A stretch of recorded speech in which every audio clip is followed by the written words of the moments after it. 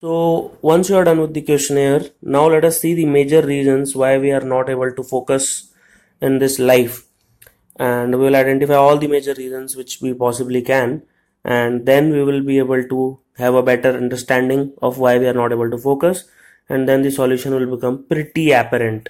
So let us see the major reasons why we are not able to focus. The first and the biggest reason is no one taught us. Nobody taught us how to focus, and they expect us to focus. It's just like nobody taught us how to read or write, but then nobody will expect you to read or write. But in this case, even if you do not know how to focus, people expect you to focus. So we will need to learn it through this course. And there are a lot of physiological reasons which are common. First is sleep deprivation. If you are not able to sleep for 6 to 8 hours a day, you will not be able to focus, because the organ which you use to focus, that is your brain, it cannot function without proper and adequate sleep. There is a reason why 1/3 of your entire life is spent using the sleep. Then second is food or lack of energy. If you are eating a lot of junk food, high density food, if you are eating with a lot of processed food with oil and salt and sugar, you will in general feel very lethargic and will not feel like focusing. Or if you are not taking food at all, if your blood glucose level is low, then also your brain will not be able to focus. The third thing is lack of exercise. If you are not are exercising properly, then your body will not be in a right shape to work. So these are the three physiological reasons. Then there are a lot of psychological reasons. If you are having stress because of anything, chronic stress especially, if you are having anxiety, or if you are in depression because you don't like where you're working, there are some issues going on, then you will not be able to focus either. Then certain medical conditions, especially ADHD.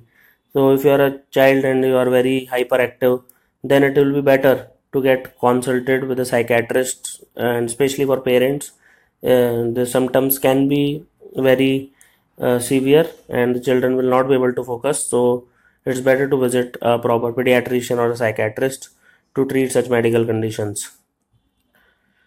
Then you have environment. So in environment, it's bad company. It means that your friends are not ambitious enough. They want to waste their time. They don't want to focus on what they want out of life. And there are a lot of distractions. Distractions in the sense that you have a cell phone which is on, and we have a lot of distractions these days. Then the third thing is messy. If you have your pizzas lying around from last 1 week, if your sheets are not clean, and if you live in a relatively dirty environment, mind finds it's very difficult to focus, and in that case it can get easily distracted. Then lack of planning and prioritization. If you are just starting with execution and not planning properly, then you will be just aimlessly drifting from one end to another. If you do not prioritize that how you are going to spend your time, then again it will be the same result. So you will need to plan first that these are the 30 tasks which you need to do. But since you have only 8 hours or 10 hours or 5 hours or 1 hour or 30 minutes, these are the only 3 tasks you can do. And these 3 tasks should be having the maximum impact. So planning and prioritization are very important for focus. Then lack of ability and or motivation. Again, it will lead to an aimless drifting. What it means is that whenever you have to do any action, you should have ability and a motivation for that. If you have ability but no motivation, you will not be able to do. Similarly, if you have very high motivation but very less ability, you will not be able to do either.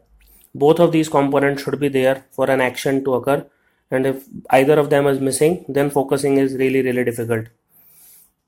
Then if you have an acute stress in life, like accident, your own accident, your health is not good, loss of a loved one, or failure in an exam, or failure in life in general, then it can lead to absence of focus completely. One more point which I want to add is that if you do not have artificial deadlines, then the focusing becomes really difficult. For example, if you have to study for an exam which is scheduled in next year, or if you are an MBBS student and you will become doctor after 5.5 years, it becomes very very difficult to focus in that case. So we have to create artificial yearly, monthly, weekly, daily, hourly deadlines as well. So we'll continue the course. Thank you.